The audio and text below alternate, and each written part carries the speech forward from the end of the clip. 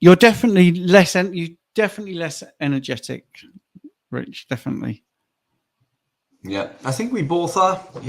Oh, I am. Yeah, to Yeah, be definitely. expected. It's look, I couldn't have done this on carbohydrate. I'm still compos mentis, just yeah, massively reduced from the bright-eyed, bushy-tailed versions that we were, 23 hours ago. But it's still good, still fighting fit. So this is looking at blood glucose. So if it's these are readings, historic readings for various patients, sort of aggregated, and so in this light band is an acceptable blood glucose, and obviously higher is hyperglycemic and lower is hypo, obviously. So we want this to be in this range. So let's have a look what happens if you look at what's happening in the background. It's quite interesting. So there's your blood glucose in the blue and the insulin is in green. I'll stop it in a second. So this is taken from, data when I was doing my phlebotomy training. So here, if you're not measuring insulin, these patients would think everything's pretty hunky-dory, because from 1974 right up to 1986, there isn't much of a trend to see there. Oh, I've got a cup of coffee. Thank you very much. That's handy. But to the eagle-eyed people, you will think, well, hang on a minute, the insulin seems to be disproportionately high. And that's what happens. And that's what we find when you start tracking people that do their bloods a lot and they do their C-peptide, that this happens. So we've got to 1998, just gone. And here is, I'm pre-diabetic, which we talked about as a big PR scam anyway, from 2001 in the NIH cafeteria.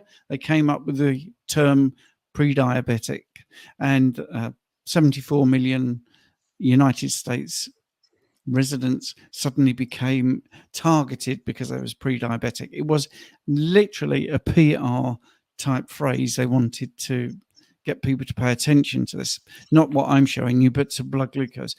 So yeah, so here you've now got this person pre-diabetic, but look what's happened. Their insulin resistance, if you want, or their lack of insulin sensitivity is showing that the levels of insulin to get it to here are greatly elevated.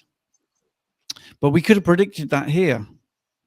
And obviously back there, you wouldn't get an intervention back in the 80s of low carb, but you could have done something about it, or at least known that you were having a bit of a problem with your insulin. So let's just play out the video. So what happens, because there's a little bit of a tipping point.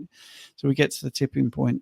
There gets to a point where you just can't make the insulin anymore, and it starts to fall, and that's when you get diagnosed of type 2 diabetes, normally around here. So you can even get a reading where your C-peptide is low and your blood glucose is very high.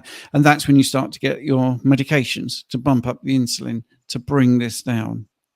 And I just thought that was a quite nice little way of looking at it, because people do get hung up on their blood glucose and they think, well, it's fine, it's fine, it's fine.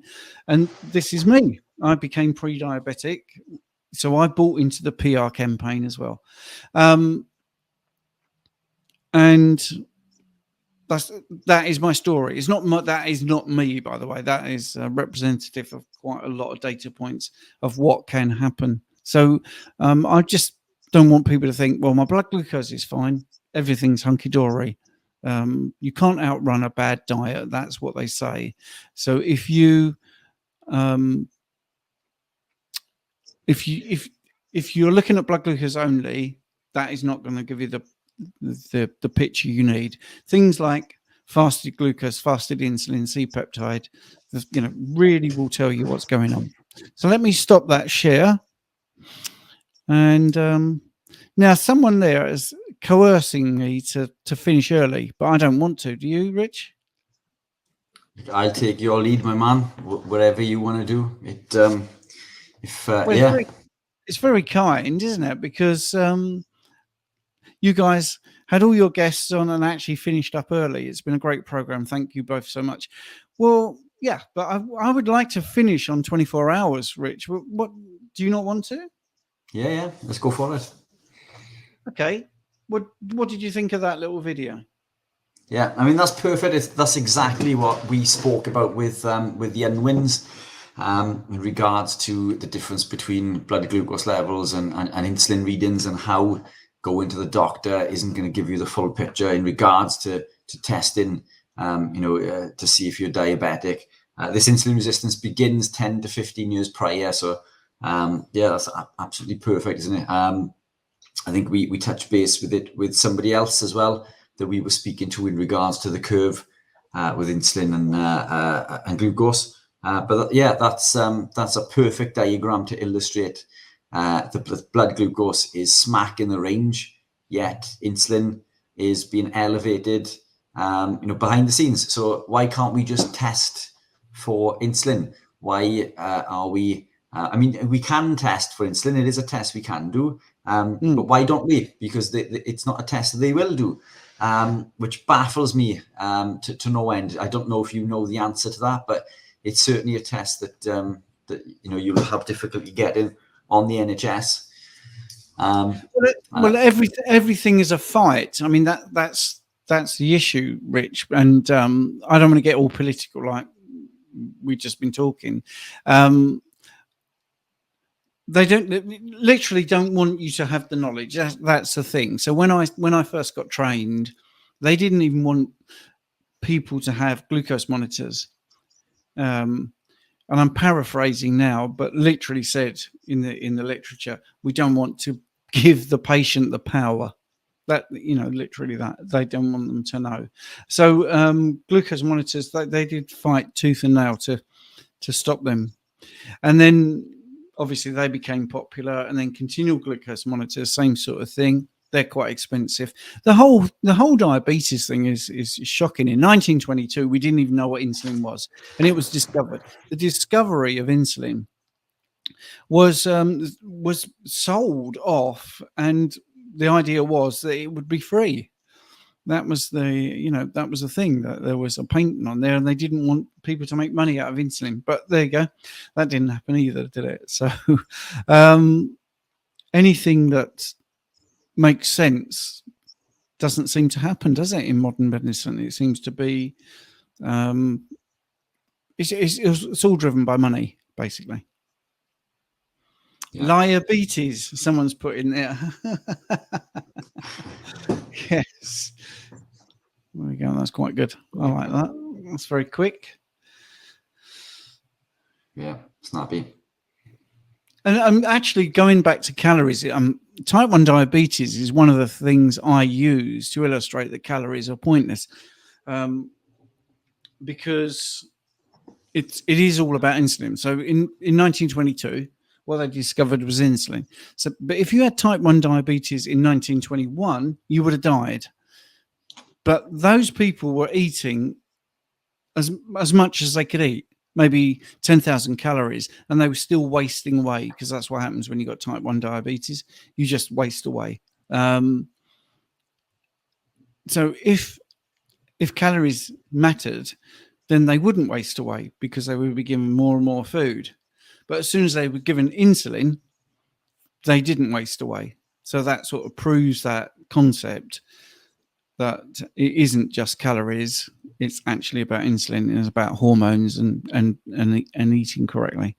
But they didn't realize that there was more than one type of diabetes at that point. So, Rich, you look like you're going to say something. You look like you were researching something there. No, yeah, I was just looking for some bits. Yeah, keep on fighting away, because I haven't found it yet. But yeah, okay. Still looking. Still looking. There you go. I did a bit of Welsh there. Did you notice? Yeah, I did. Fair play. Yeah, I liked it. I've lost my file folder. So let's have a look. In the clamp test that they were talking about was it was interesting. I think it was Philip Bavaria, wasn't it? So yeah, if you want to look at something like this medical textbook, and I actually use this when people come to me for personal training to talk them out of how they're thinking. And I actually say, look, I could do myself out of some money here by showing you a few pages. And I tend to show them.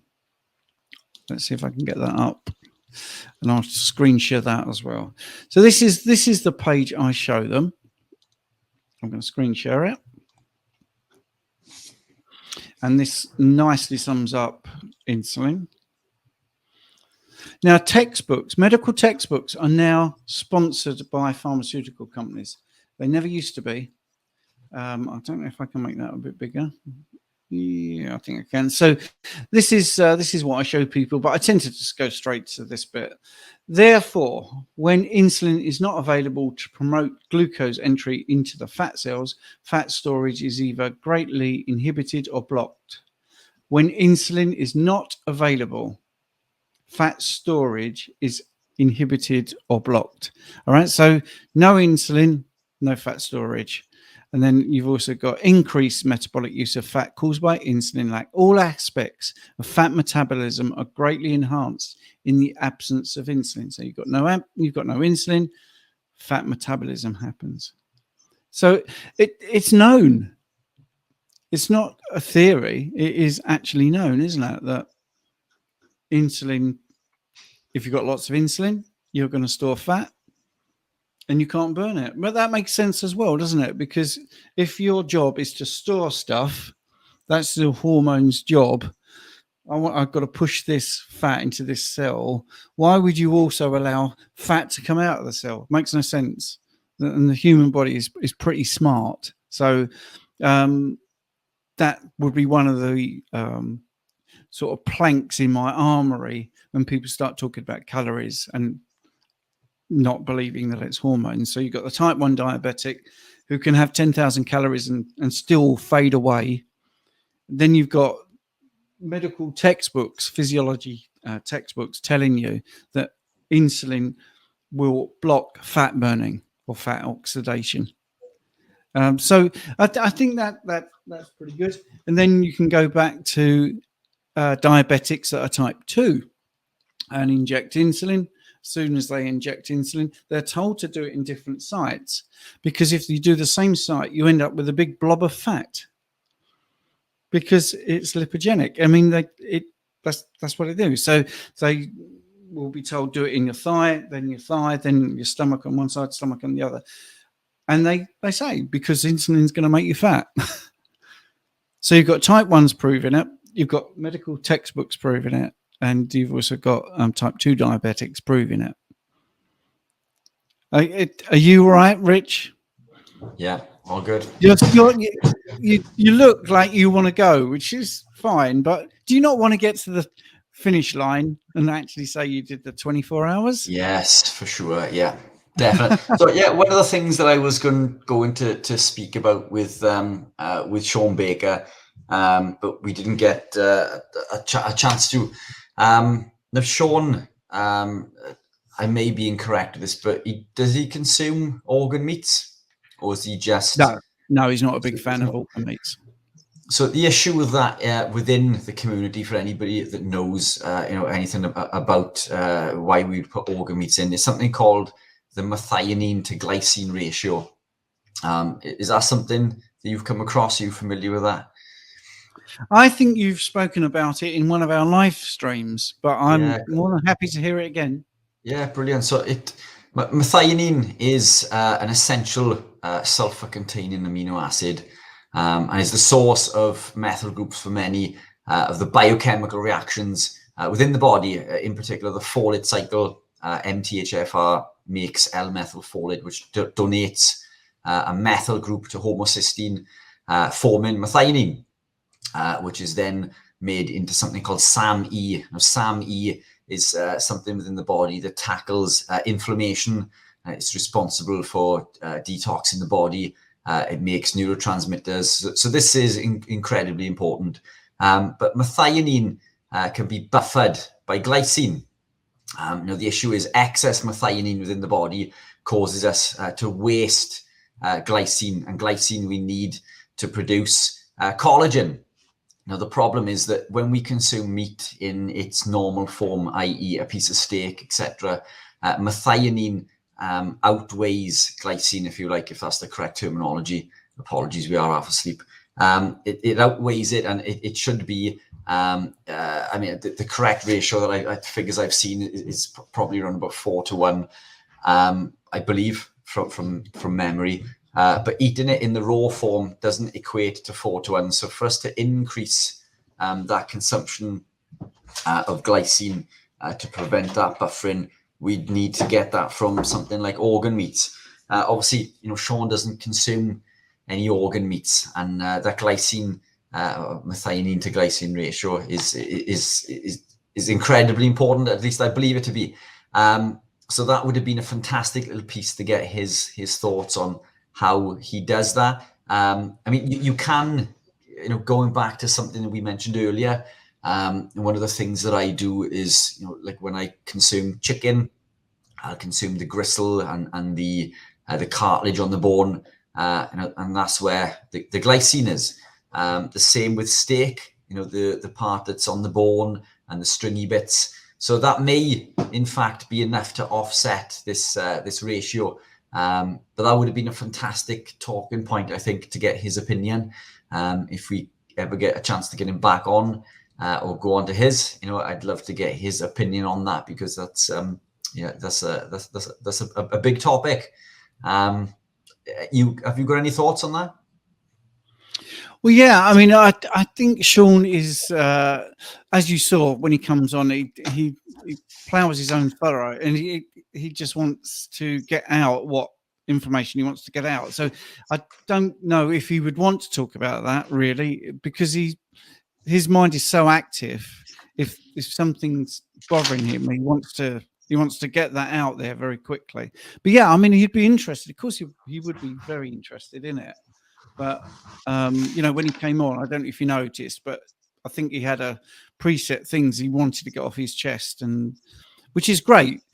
And that's what happened at MeetRx, and that's why his meetings were so good and so many members joined, is because he would come on 5:00 p.m. every day, and he would hold a meeting, and he would just hold court, and he would be able to get off his chest what he'd discovered that day, or what he wanted to talk about, what he'd heard. And I think, and this is not a criticism, I think it's actually a really good thing. So there was all some new information coming. So if he's talked about it, last month or whatever, and there's 3 hot topics, I think he'd rather talk about what's hot at the moment, what's in the news, what's getting a lot of traction, if there's any sort of misinformation about how Carnivore is damaging in some way. He likes to address that. But yeah, I think the first thing you need to do is get onto his podcast and be interviewed about your success story, and then take it from there. Yeah, that'd be fantastic. Yes, still the group's still quite active. I mean, are there any questions in there that anybody would like us to address? To fill the next 40 minutes, because I think we could have filled another guest in quite comfortably there, couldn't we, or 2, or extended some of the other ones. Well, let me just put a statement up here. I've just seen.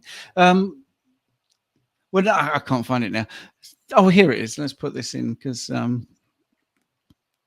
who's MeetRx? MeetRx was Sean Baker's website before Revero. He launched MeetRx, and I think before that he had one called Meet Heals.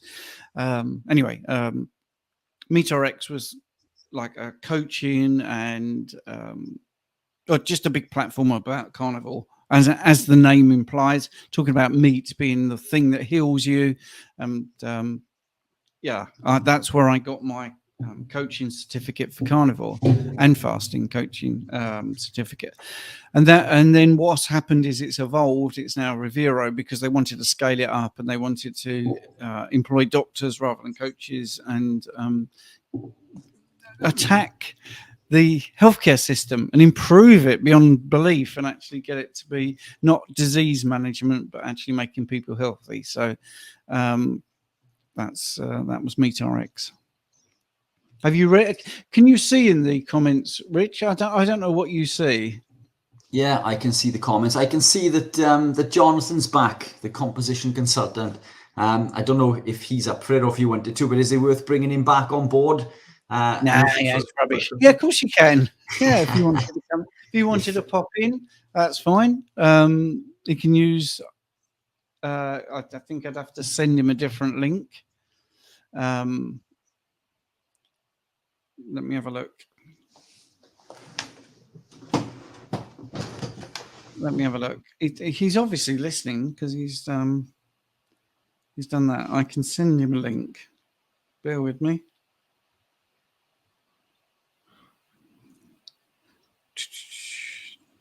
Because he was very liked, wasn't he? When he came on.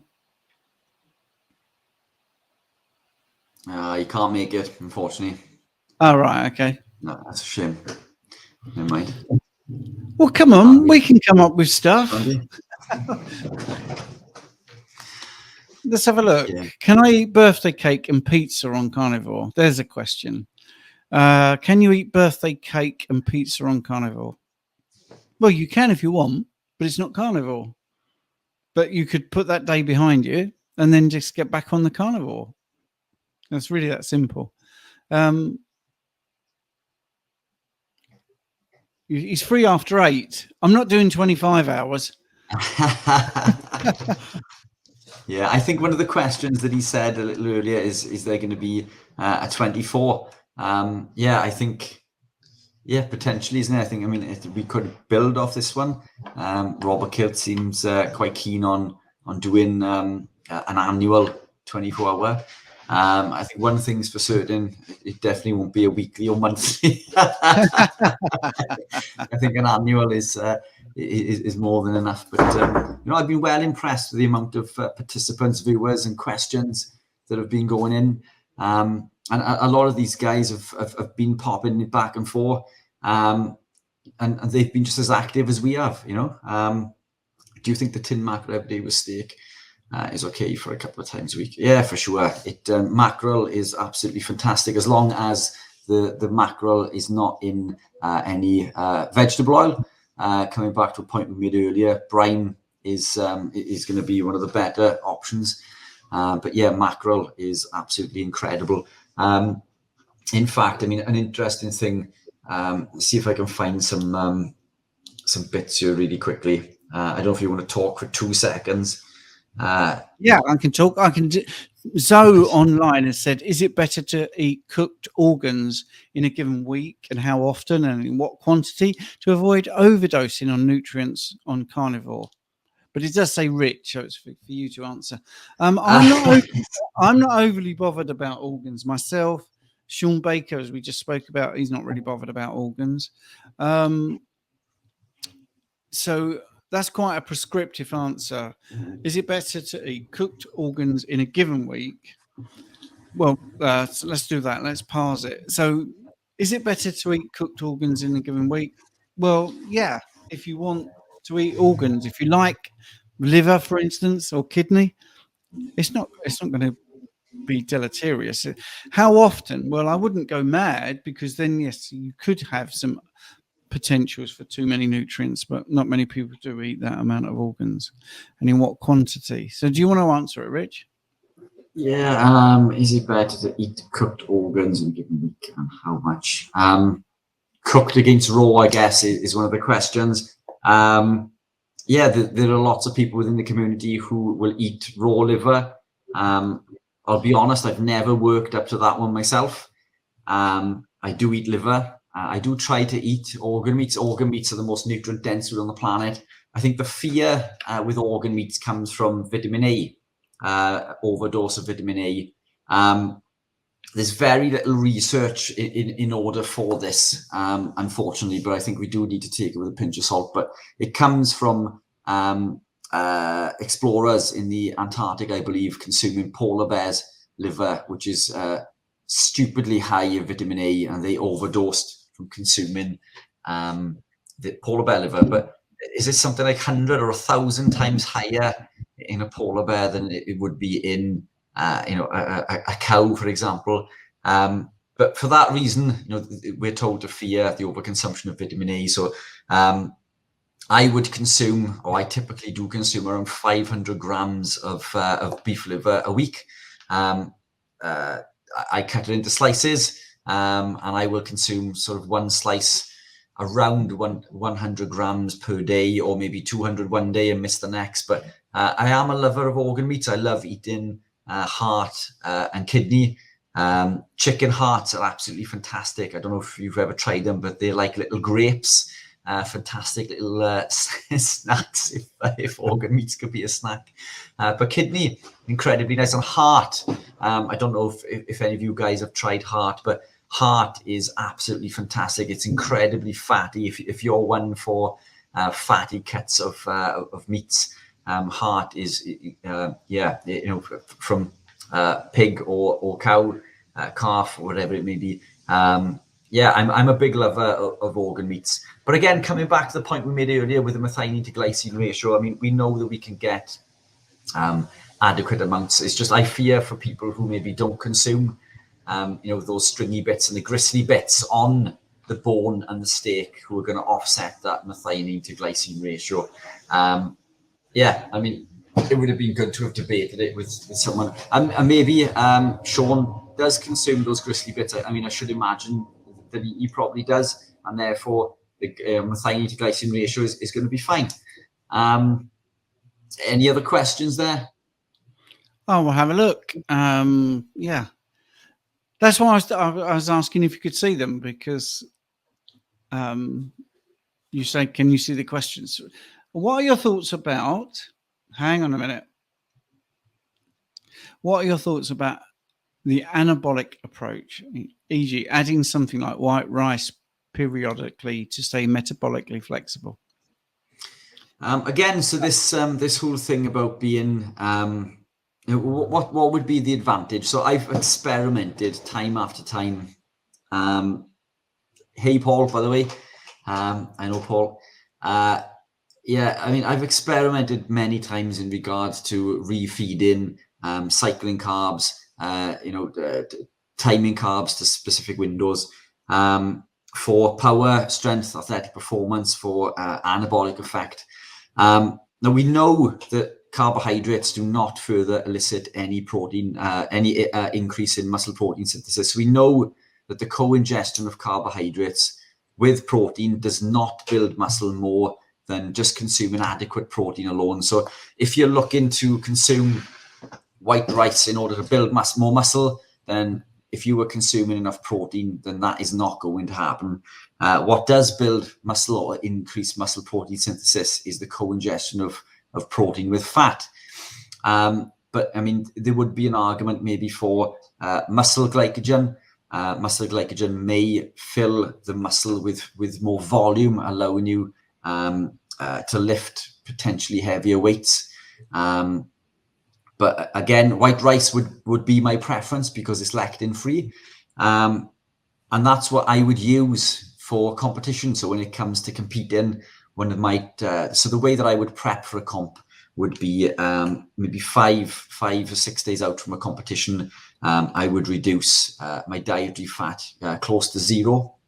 And I'm not saying this is healthy, but this would, so coming back to the protein sparing modified fasting we mentioned earlier, my body would go through or into overdrive in regards to burning body fat.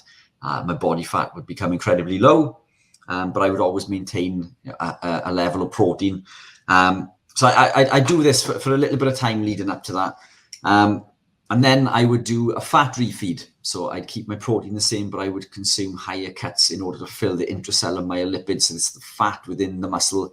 And this would typically add around 7 pounds within 2 or 3 days. And then I would introduce carbs purely for aesthetic purposes, for no other reason other than to look a little bit big. And it would work. And I would do this with white rice. White rice is lectin free. So I would put the carbohydrate in. And the carbohydrate would gain another 10 pounds. So within that 5 days, I would gain 17 pounds of lean mass on an incredibly small frame. I'd be incredibly tight, incredibly vascular. And that would be the key to me utilizing those carbs for that beneficial approach. But there's no advantage to muscle protein synthesis. And when in regards to keeping metabolic flexibility, that whole thing about peripheral insulin resistance is a fallacy. The second we test the body with carbohydrate, it bounces back within 24 hours. So I just don't see any advantage personally. I have experimented. I've worked with athletes who have experimented. Other people may find more benefit or a benefit, but it didn't benefit me on any of the aspects that I trialed it for. That's not to say that it's a closed book and I wouldn't experiment again.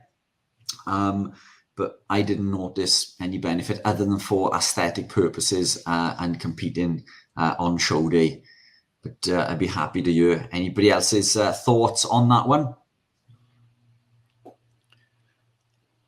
Well, I think Jonathan's put some thoughts in there. So, but I would just add my 2 pence, because metabolic flexibility means lots of things to lots of different people, and metabolic flexibility, I've had said to me, well, I've been told that my pancreas will shut down and it won't produce much insulin, and if I do ever have carbohydrates in the future, everything's going to go AWOL. Well, that's not actually true. That doesn't happen. We produce insulin all the time, and yeah, if you start shoving carbohydrates down your neck, you will get a boost of insulin. And in fact, I ran a real world experiment with a person who was absolutely convinced. She said, well, I won't be able to ever eat a chocolate brownie. And I said, do you know what? Since you've been in carnivore, you're so insulin sensitive. I've got a bet that if you genuinely have been carnivore for 6 months and you ate a chocolate brownie, what do you think would happen? She said, oh, my blood glucose go through the roof. And I said, I don't think so. I think you're so insulin sensitive now and so less inflamed, it would plummet. And she just wouldn't believe it. So anyway, I got a text or an email later, sort of simply saying smart ass. It went down. So she tried the experiment. So, I mean, it does depend on so many variables, but that's what she meant by metabolic flexibility. She's being able to go back to having carbs. And the other thing is what we mentioned in the live stream. Some people have been told, you've failed the glucose tolerance test, so you're not metabolically flexible anymore. Well, that's an arbitrary test. And who wants to be able to drink 15 teaspoons of sugar in a solution? So, right, here's one. It's a little bit off. Could you comment on microplastics? Tinned fish comes in these tins lined with plastics, meat packaging. Any ideas how to remove them once they are ingested? Yeah, have you got any thoughts? It's not something I'm super versed in. I know that we look at microplastics and tea bags and things. Yeah, it's not something I've gone to town on, I'll be honest. Yeah, that's actually, there was a fantastic video on our great friendly Facebook where they did an experiment and it went viral, where they were trying different tea bags and basically they all had plastic in apart from one, and it was enough to make us think about changing the tea to just this one particular company that didn't have any plastics. It's frightening. I mean, Forever Chemicals are exactly as they're named, Forever Chemicals, and I mean that comes down to DuPont making their Teflon and run off into the streams and stuff, and that's in our system. It also shows that these big corporations, when we blame some of the scientists for when we find out what's gone on and these elements are not particularly great for the environment, or they cause cancer, for instance, in that particular case, and this brilliant movie called Dark Waters talks about all the truth behind this. The scientists were segregated, so they didn't really know the full picture of what was going on, and a lot of them died of cancer. So you could think, well, they were in cahoots. Well, they weren't, because they wouldn't kill themselves. They wouldn't willingly expose themselves to that risk. So let's have a look. Oh, somebody mentioned Dr. Chafee. Dr. Chafee says the liver is fairly small, so our ancestors would not be eating loads of it. Yeah, quite possibly. I mean, Again, still one of the most nutrient dense foods on the planet, isn't it? Yeah. Let's have a look. One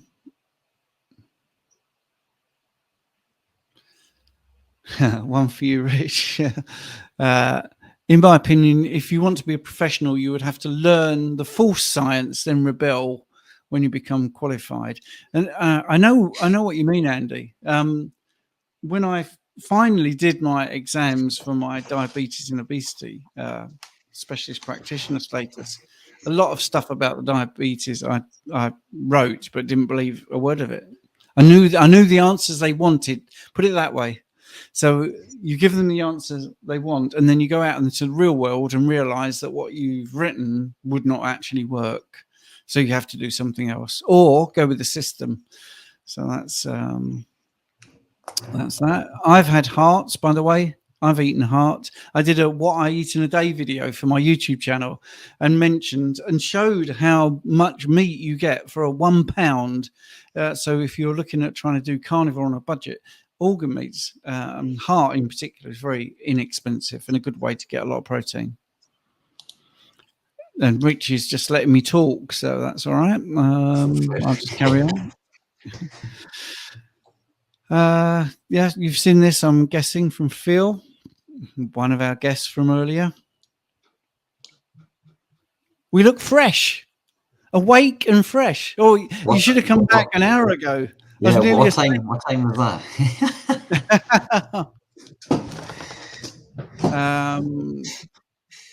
So we got John here. Oh, hang on a minute. We were trying to look at the composition consultant. Let's have a look. What he's been saying. Oh, no, way too many things. Hang on.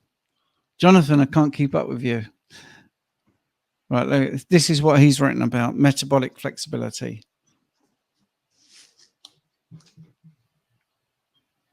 So metabolically flexibility has nothing to do with being able to add carbs. Your body will always deal with carbs quickly. Yes, because it's toxic. Alcohol gets dealt with first, doesn't it? If you have alcohol, and then it's carbohydrates, then it's protein, then it's fat. Rich, are you going to work in a minute? Yes, I've got I'm jumping straight into work for a bit after this. Are you going to be all right? Are you going to be safe? Yes, why not? Yeah. Going off slightly from not we've got an agenda, but one of the things that I've been looking into recently in regards to a podcast that I recorded with Patrick Holford is dementia and the effect of maybe possibly homocysteine on dementia. So I could speak a little bit about that for 5 minutes if you wanted to. Yeah, go for it. Perfect. So, I mean, high levels of homocysteine increase the risk of dementia, heart disease, and stroke. And apology if I'm half asleep with this. Yeah, I think it's taking its toll, isn't it? But vitamins B12, 6, and folate break down homocysteine to create other chemicals that the body needs. High levels or high homocysteine levels may mean that we have a vitamin deficiency. And when we are vitamin deficient in the likes of B12, B6, and folate, this can increase homocysteine levels. So a vegan or vegetarian type lifestyle, because we can only get cobalamin, which is vitamin B12, from meats. Pyridoxine, which is vitamin B6, is found in higher quantities in meat, very low in plant foods. And folate we can get from both, but predominantly from animal proteins as well. So living a vegan or vegetarian lifestyle could quite possibly increase these homocysteine levels. Now, when we look at things like Alzheimer's, a big contributing factor is insulin resistance in the brain. Now, Alzheimer's is affected by the glutaminergic neurons. These need rapid energy from glucose, and some cells can only use glucose for energy as they don't have mitochondria, and only mitochondria can use ketones for energy. So glucose will pass into the brain through the GLUT1 transporter, and most of the cells use GLUT3 transporters, but both of which are insulin independent, meaning that we do not need insulin. But the hippocampus also uses GLUT4 transporters, which is insulin dependent, which means the hippocampus requires insulin. Now, the issue with this is, in a situation of insulin resistance, we flood the brain with, we flood the blood-brain barrier with insulin over time, causing the receptors to downregulate, meaning the brain could quite literally be swimming in a sea of glucose, but unable to utilize this the glucose for energy. So this is how insulin resistance can contribute to these factors. And insulin resistance also increases ACE2 receptors, which leaves us susceptible to contracting viruses and infections, etc. And when we do it, I don't know if you know much about the ACE2 receptors, but it was a big thing during COVID, wasn't it?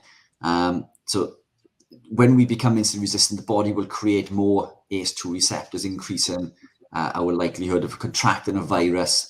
And then when we contract a virus, because we're insulin resistant, our natural killer cells through glycation lose their ability to fight off that virus and infection. Glycation of the natural killer cells, fight off the virus. So when we contract the virus, the body sequesters iron and stores it in ferritin, which is something we mentioned earlier, because pathogens love iron. So the body will sequester this iron to save the body from becoming under attack or to heal and repair, which leads to a deficiency of iron and now our body's ability to create these neurotransmitters. Because as we've explained earlier, during the catecholaminergic neurotransmitter synthesis, the catecholamines and indolamines, catecholamines of dopamine, epinephrine, norepinephrine, tyrosine, and norepinephrine, which is made from tyrosine, and the indolamine, serotonin, which is synthesized from tryptophan, involve cofactors like iron, zinc, and B12, which are these things that we are deficient in, which we also need to make homocysteine. So all of these contributing factors elevate these homocysteine levels, leading to this increased risk of dementia, heart disease, and stroke. And I've probably missed out a wad full of other stuff there, but it has been close to 24 hours. But the conversation that I had with Patrick Holford, we went into a lot of detail in regards to that, and he's a fountain of knowledge in regards to dementia. So that podcast is coming out soon. We do explain it a lot better during the podcast, I promise. So that's one worth watching. But it just keeps coming back, doesn't it, to the requirement of animal proteins, because these B vitamins, B12 and B6, are incredibly important, and iron, and all of these things that we can only get from animal proteins in high quantities, at least. B12 we can only get from animal proteins. Iron we can only get from animal proteins. All of these are essential for the conversion of these catecholaminergic neurotransmitters and other things within the body that we've touched base on, throughout the day. It all comes back down to this insulin resistance, inflammation, and high quality nutrients, which just seems to pull us away from the vegan and vegetarian lifestyle, the foods that we would consume from a standard lifestyle, which are these grains, which are high in the lectins and phytic acid, which is blocking the absorption of these nutrients. Every which way that you put a spin on it in regards to health and well-being, everything seems to come back to animal proteins. And I can't find anything that would be detrimental. Even, today we were talking about kidneys and how excess protein can damage the kidneys, and we've shut this down as well. People I've worked with kidney issues seem to thrive on elevated protein, and these studies that tell us that high protein consumption will damage your kidneys are over 100 years old. But everything we look at and everything we've discussed today, doesn't it, just seems to come back to the lifestyle that we are living. The ketogenic carnivore type lifestyle, irrespective of how deep or how strict you are, there seems to be this big transition into animal proteins, moving away from these foods high in lectins and phytoalexins and plant toxins. So yeah, some of my 2 penneth there to chuck into the mix. I don't know if you want to add anything to that, Steve. Well, I think as you were talking, Zoe asked that question: does eating glandulars or taking a glandular supplement help heal that relevant gland in the body? Is one approach better than the other? And I thought it was quite interesting that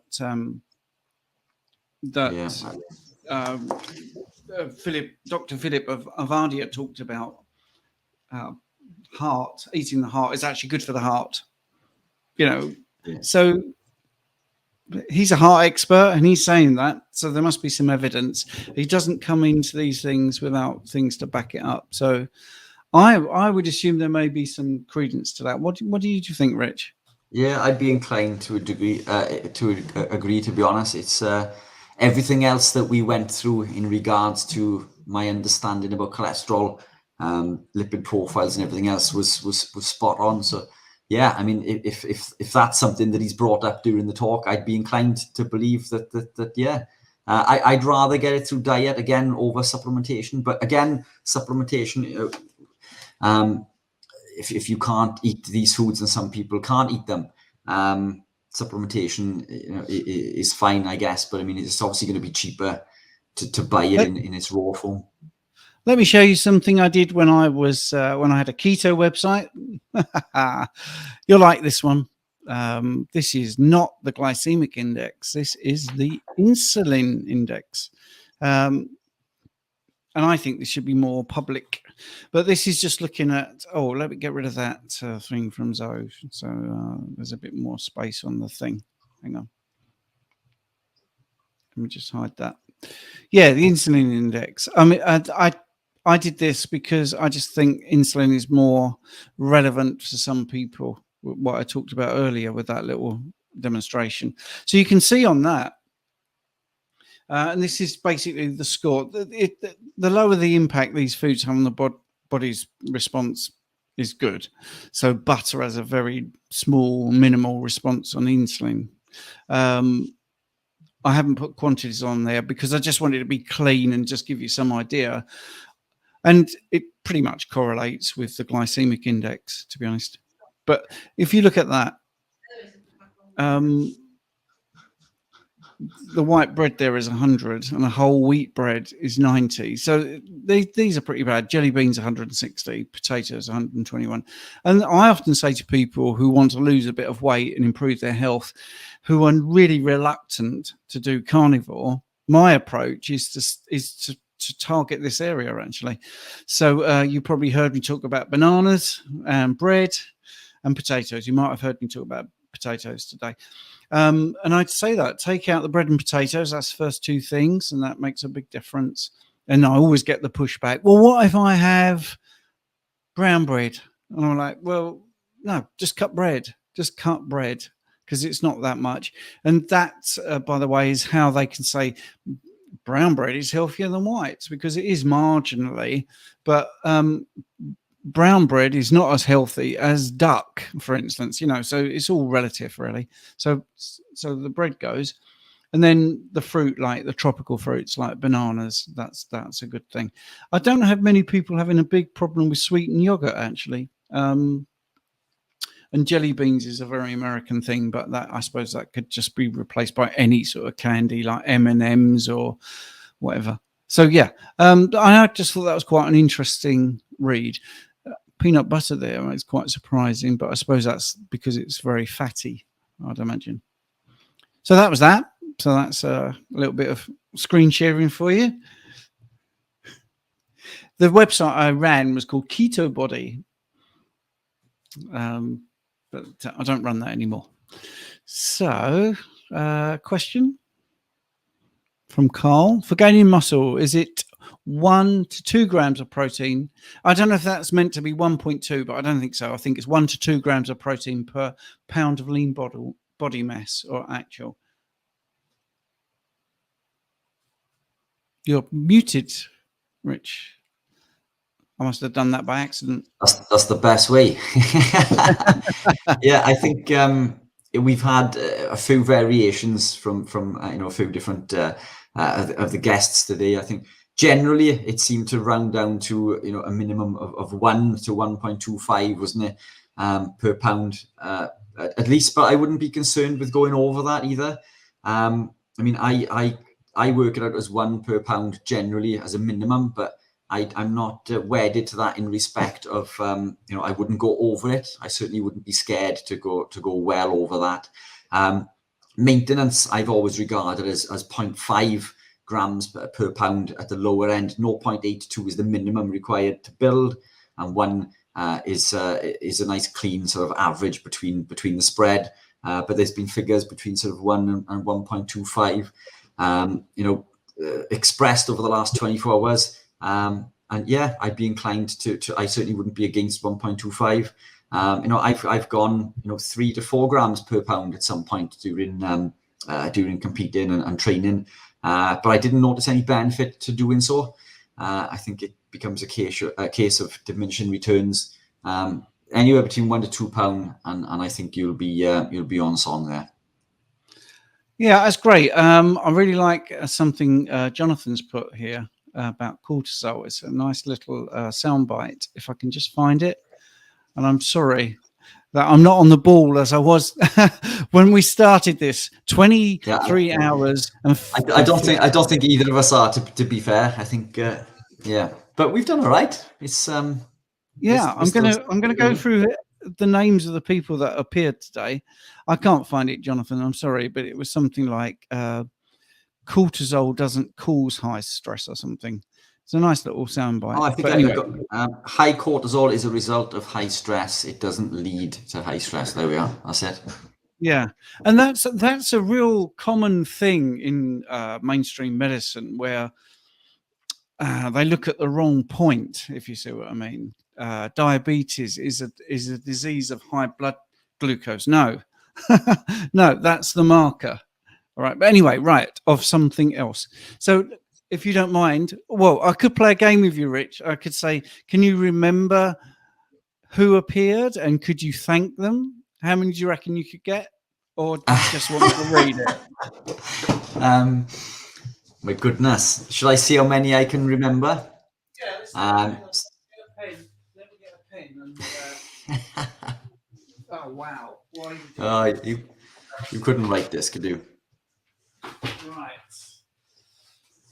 Okay. So, right, from Richard Smith and Coach Stephen, we want to thank the following people for making the 24-hour live stream fun. Where you go? So 2 I'm going to shout out straight away. 1 because Anthony Chafe, you came on first. 2, fantastic Phil Escott, who's just kindly put a comment in the box there, which has reminded me. So there's 2 there. Was it Ben that was with Phil? Yeah. Ben Hunt. Ben Hunt, Judy Chow, Serena Music. We've got Sarah Zaldivar, Sabrina Salt. Whoa! I can't. Oh my goodness! Too slow now. Too slow. Yeah, Zaldivar. Yes. Go on then. Natalie. I can't remember. Apologies. I can't remember Natalie's second name, but that was the one that was in and out, wasn't it? With Natalie E. West. Yeah, brilliant. Yeah. Phil the Power Taylor. Cool. Yeah, brilliant. Oh, I can't remember the lady's name. Heidemann. Can you give me that one? Heidemann. Am I just making stuff up? I think you're making stuff up. I'll have to. Okay. Weidman, maybe. Oh, Lisa, Dr. Lisa Weidman. Yeah. There we go. See, I knew I wasn't making it up. Who else have we got? How many have I got so far?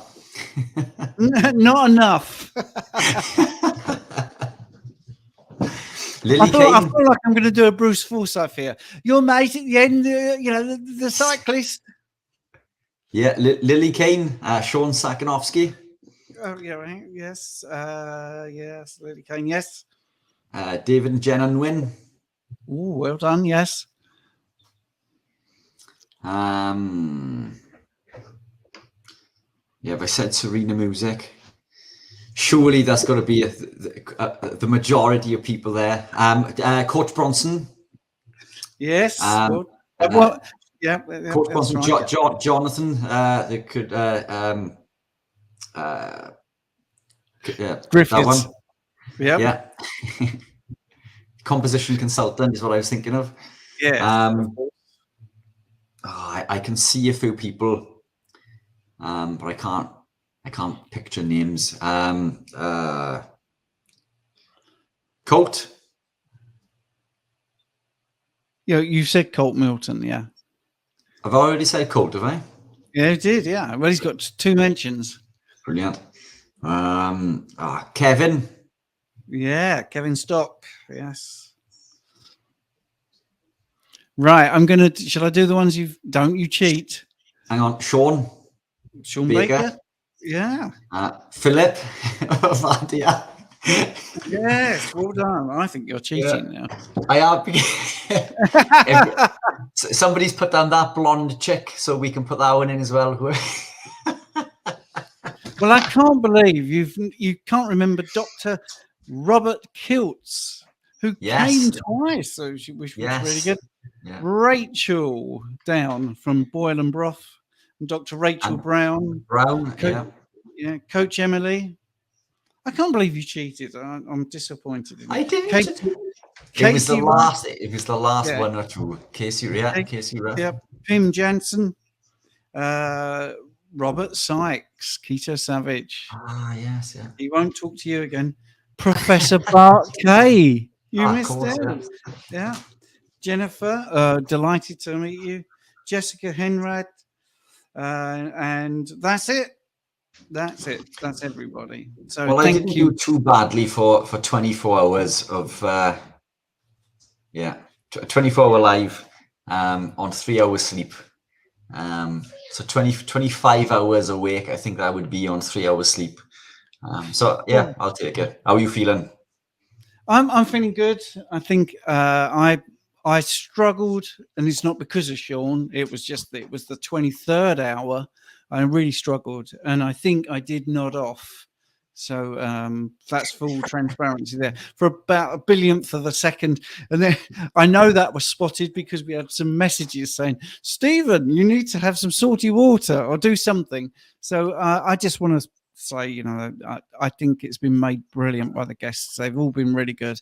And the support in the chat has been fantastic. So it's been great, hasn't it? It's been really good.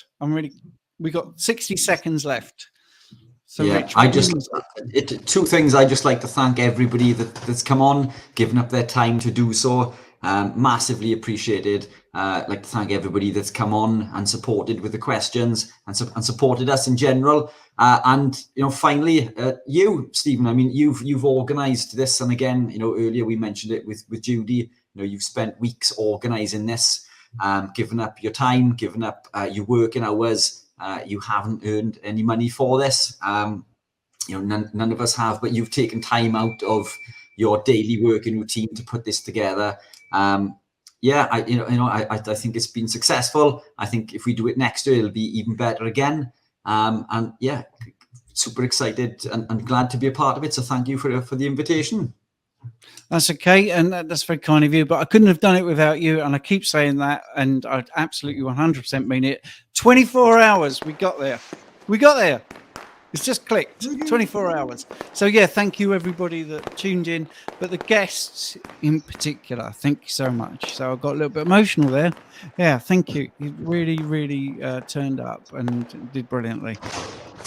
So what's behind you? That's my little girl. Hello, little girl. That's my little girl. So, say bye-bye. You gonna wave? Yeah. Goodbye. Bye. Thanks to everybody. Yes, and it will be on YouTube. Don't forget to subscribe if you haven't to Richard Smith. But he smashed his 1,000 subscribers. Thanks to you. And I'd love to get to 8,000 on mine, but there you go. Right. Anyway, we're going to end the broadcast. Yeah. Thank you all. Cheers, we do guys. lives every Sunday. Lives for an hour every Sunday. Cheers all.